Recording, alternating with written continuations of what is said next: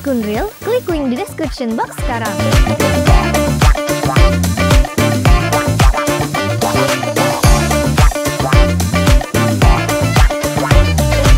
Ini 18 Desember 2024, saya balik dalam pembahasan XAUSD.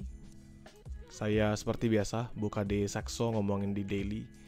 Teman-teman bisa perhatikan saat ini ngerites nih teman-teman ya. Ngerites base-nya lagi.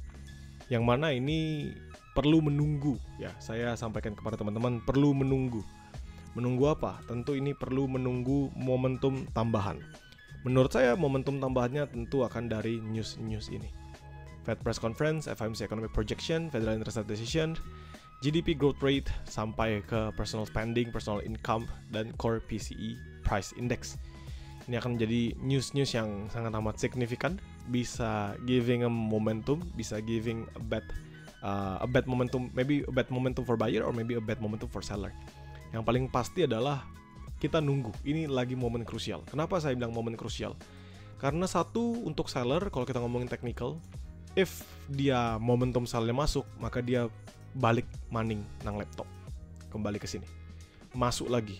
Jadi kemarin itu sebatas sebagai fake out, ya. This one sebatas sebagai fake out. Oke. If memang momentum buyernya datang, yang menurut saya sendiri pun harusnya buyer. Kenapa? Karena satu, there's a tons of reason ya. Yang pertama karena beberapa data yang rilis merujuk pada even if itu good for US dollar, ya, even if itu good for US dollar, tapi masih ada keinginan Federal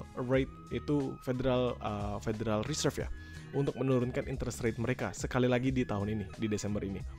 Dan itu bisa memberikan katalis positif bagi gold ya, karena gold itu NYB atau non yield bullion. So harapannya adalah dia bisa rebound teman-teman. Ketika dia rebound, maka strong rebound lah bisa terjadi, balik ke 2700-an. At least ke 2700-an dulu untuk ngerites sekali lagi equal high-nya dia. Dan seandainya dia ngerites equal high-nya dia, maka teman-teman bisa ngeliat ini sebenarnya pembentukan double bottom. Yang mana kalau seandainya dia confirm, bisa strong bullish kembali. Nah sekarang ini, kalau misalkan lihat, tentu ini adalah momen-momen krusial. Yang manapun terjadilah, itu menurut saya. Now kita ngomongin PDH dan PDL. PDH kemarin belum dimakan teman-teman ya, 2664 ini belum di taking liquidity-nya. Untuk low-nya udah, tapi sekarang ada low yang baru, teman-teman bisa ngeliat di sini low-nya ada di 2633. Ya, ini low yang terbarunya di 2633.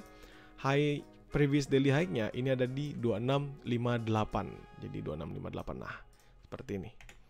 Jadi teman-teman bisa perhatikan harga sekarang 2645, which is dia bergerak dalam inner liquidity, ya, bergerak dalam inner liquidity, belum makan sampai bawah, dan semoga nggak makan sampai bawah bagi para buyer, dan belum makan sampai atas juga.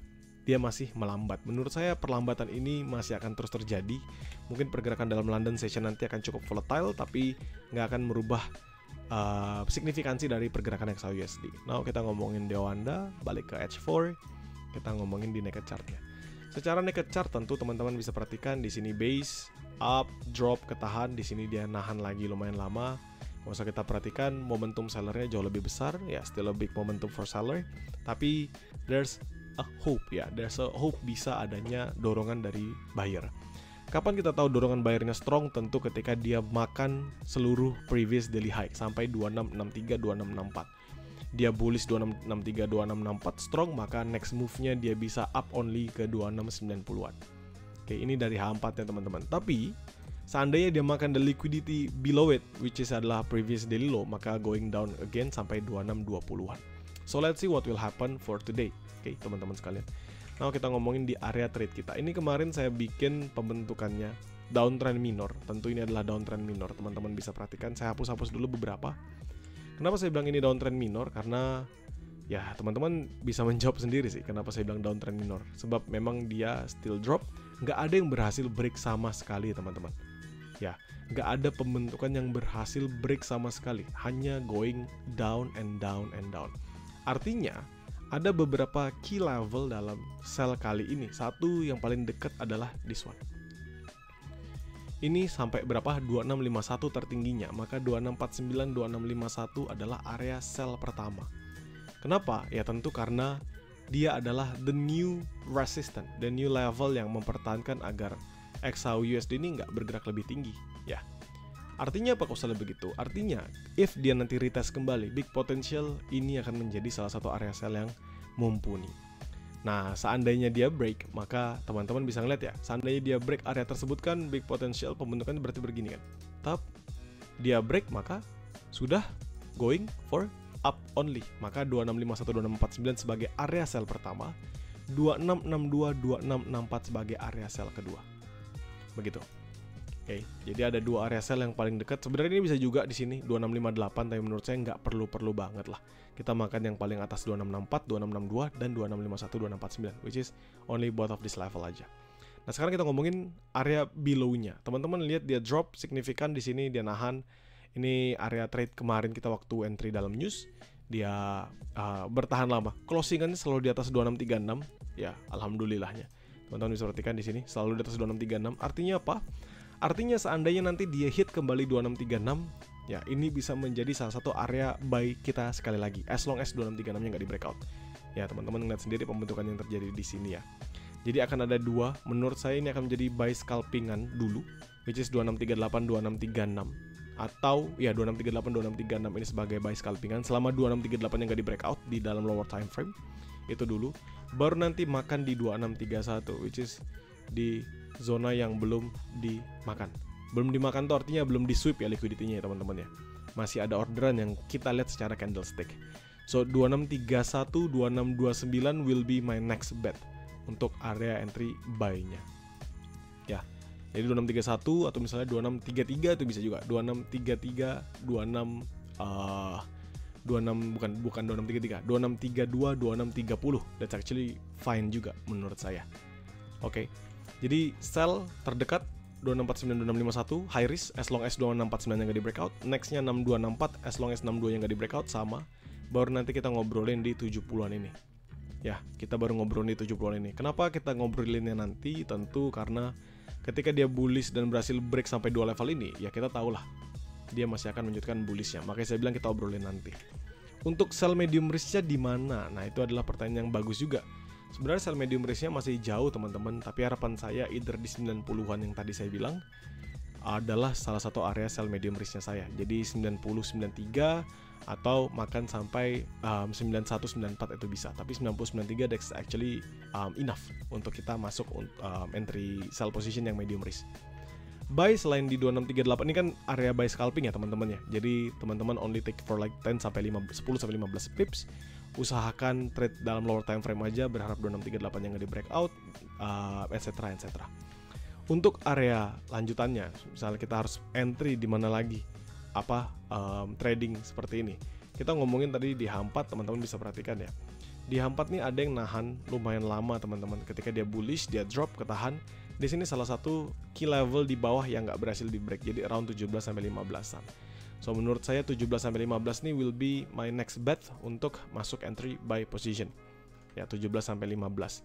So kalau saya boleh rangkum, sell saya paling dekat itu 4951 high risk selama 49 nggak di breakout dalam time frame H1.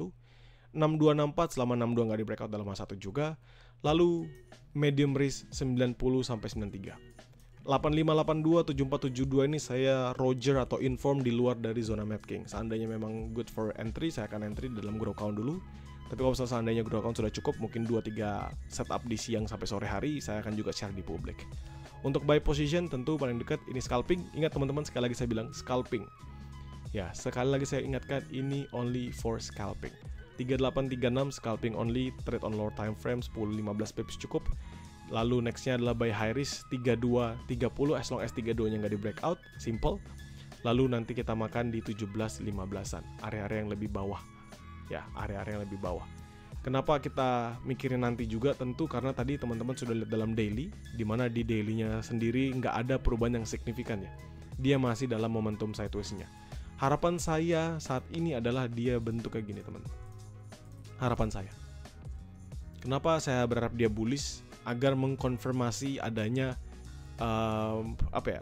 adjusting position. Jadi portofolio baru dari para trader institusi ya yang uangnya besar-besar ini, mereka switching untuk fokus on buying position dalam XAUUSD. Yang mana itu juga sesuai dengan nanti seandainya data Federal Interest Rate itu diturunkan.